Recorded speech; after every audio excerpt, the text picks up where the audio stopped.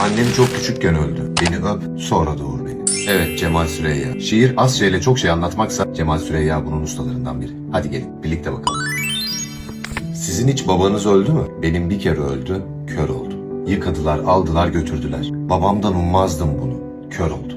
Seni bir kere öpeyim desem 2'nin hatırı kalır. 2 kere öpeyim desem 3'ün boynu bükülür. Daha ne olayım isterdin? Onursuzunum senin. En çok bilinen cümlesi. Hayat kısa, kuşlar uçuyor. Ölüyorum Tanrım. Bu da oldu işte. Her ölüm erken ölümdür. Biliyorum Tanrım. Aldığın şu hayat fena değildir. Üstü kalsın. Ya demek ki yazmak çok yazmak değilmiş. Bazen üstüne roman yazılabilecek bir duyguyu bir cümleye sığdırmakmış. Senin en sevdiğin Cemal Süreyya şiiri hangisi? Belki kitabı buradaki şiir gecemizde o şiiri de okuruz. Yorumlarda buluşalım.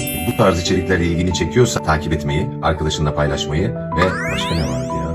Takip etmek, yorum yapmak, arkadaşınla paylaşmak, kaydetmek. İşte her ne varsa sen biliyorsun onları. Onları yaparsan çok sevinirim.